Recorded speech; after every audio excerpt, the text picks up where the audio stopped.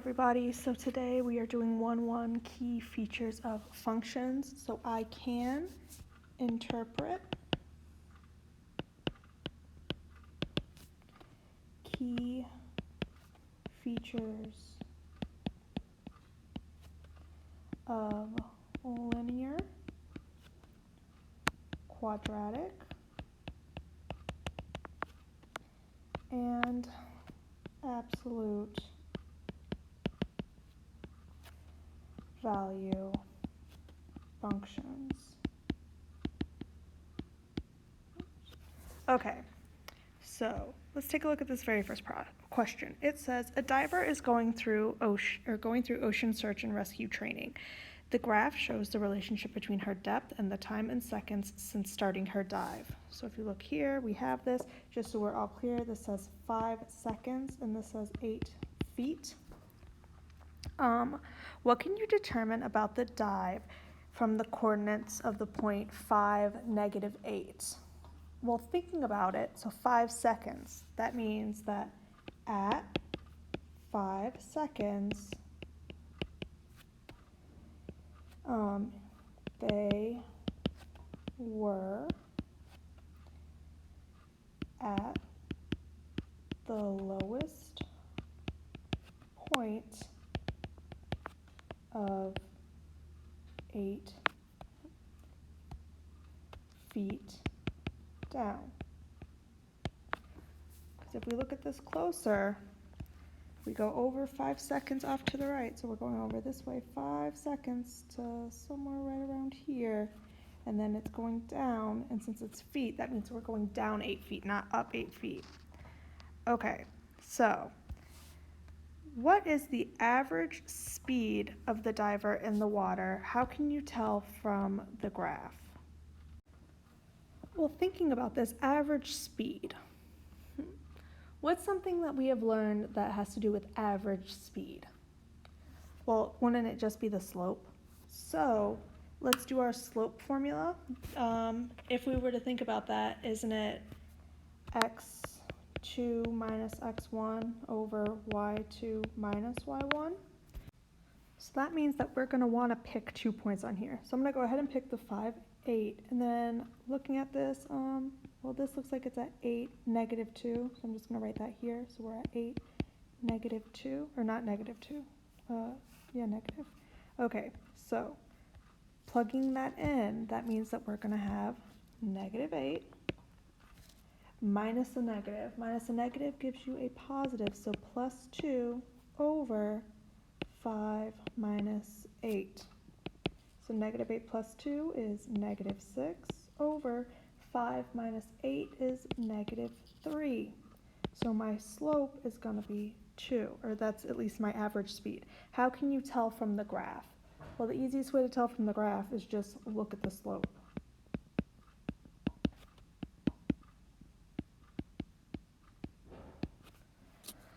Okay, so which point on the graph shows the starting location of the diver? Well, looking at this, the starting location would just be at 0, right? So wouldn't that point be at 0, 2?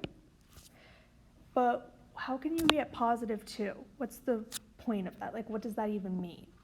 Well, thinking about it, at 0, he or they was still on the boat. So that was before he got in the water. It was just, he was on the boat and then he's going to dive into the water. What does the V shape of the graph tell you about the dive? What information does it not tell you? Okay, so the very first thing, well, looking at my graph, we know he went down and back up. We don't know. What do we not know? Well, we don't know. We don't know if he went left or right. Because this could literally just mean he went down, he went back up, so we could have just done a straight line. We don't know if he actually went off to the left or off to the right. Okay, so now, thinking back to when you were in Algebra 1, domain and range. So domain is the set of all possible inputs for a relation. Or in easier terms, it's just all x values. The range is the set of all possible outputs for a relation. I'm just not even going to write that. Or in easier terms, all y values. Okay, so looking at this very first problem, I want to know what the domain and range is of this function. So we're going to put a little bracket thing. Well, inputs is my domain, right? So it's just 1, 2, 3, 4, 5. I am only writing the things that are happening. I am only writing the things that are happening up in the top. Then for my range, that's my set of everything that's on the bottom. So I have 11, 12, 13. Well, it looks like I have 3 13s. So do I need to write 13 3 times? No, I don't. So I'm just going to write it once. And then those are all of my possible outputs. Okay, so I want you to go ahead and try the next two. So try those out and then we're going to check them together. Okay, so we should have gotten these answers. So your domain, again, is everything that is up at the top. So it's all of these for both of them. And your range is everything that is down at the bottom. One thing for doing these kinds of problems, most of the time we try to just go from smallest to biggest number. So that's why I put the -2 first here, rather than starting 1, 3, -2, 2, 6. Okay, so let's go ahead and go to the next problem. Okay, so what are the domain and range of the function defined by y equals x squared minus 3? Okay, I already gave you the graph right here. Looking at this, thinking of domain, it's all the x values, right? So if I was looking at this and I wanted to do all the x values, wouldn't I start off at the left and then just work my way over to see, okay, how many x values are there? Now for this problem, well, let's go ahead and just write that. So we're going from left to right. Okay, so thinking about this, my domain.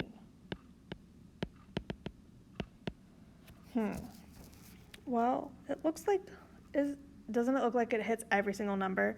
Like not in this graph specifically, but if we were to have this on Desmos and just like scroll out a lot, you'd see it continues on for forever. So we're gonna write all real numbers. Or we could write this as -infinity to +infinity.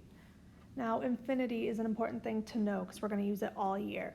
Infinity is just like the biggest number you can think of. Like it just never ends. It's the like continuation of numbers for forever. Okay, so now my range. Oops. Thinking about range, that's all my y values. So what do you think we're going to look at when I want to know my y values? I want to go from the bottom of this thing all the way up to the top. So seeing everywhere that this thing heads up to the top of this. So we can write off on the side going from bottom to top. Okay, so looking at that, where does this thing start? Does it go down for forever? No, it doesn't. It stops right here. So what is my y value at this point? Well, it looks like it's at -3.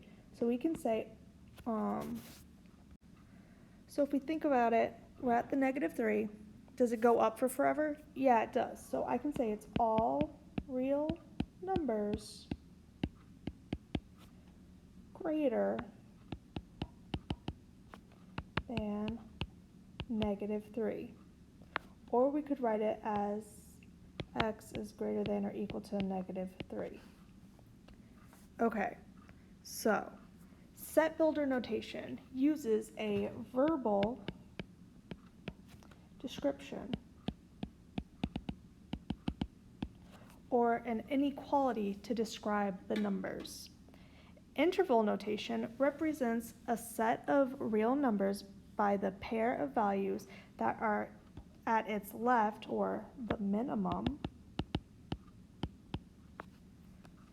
and its right boundaries. Right would be my maximum. Okay, so for down below, we already have our interval, we have our set, we need the words. So looking at this, this is saying that it is all real numbers, so I'm just going to put the number sign, that are greater than or equal to 3 and less than or equal to 4. So looking at this, if I was looking at the set notation off at the side, that says 3 is less than or equal to x is less than or equal to 4. So that's exactly what I just wrote in words. Now looking at this next one, looks like we have 3, 4, and it says all real numbers that are greater than 3 and less than or equal to 4. So in my set notation, I'm going to put a bracket, x, and then a line that goes up and down. And then we have 3 is less than, so it's, 3 is less than because the number is greater than x. Okay, so do I need a line underneath it? No, I don't. So I'm just going to put x here. And then less than or equal to 4. So that's the reason why I put that line, is because it's equal to. Okay, I want you to go ahead and try out the next one. Okay, so we should have gotten all real numbers greater than or equal to 3 and less than 4. Okay, so the question that you should be asking at this point is, how do you know it's greater than or equal to or just greater than? If you have a bracket, that means or equal to. If you have a parenthesis, that means just either less than or greater than. So you don't need the symbol, so we can even just draw the symbol. So it's one of these two. If you see a square bracket, if you see just a parenthesis, it's only the less than or the greater than.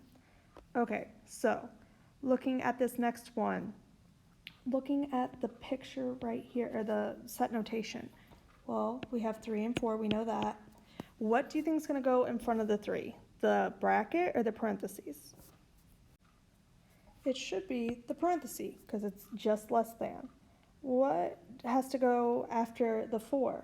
Again, another set of parentheses. Now go ahead and write the description in words. Okay, so we should have gotten all real numbers greater than 3 and less than 4. Looking at this next one, it looks like we have an infinity. So a sideways 8 is infinity. So can't we just say it's all real numbers greater than or equal to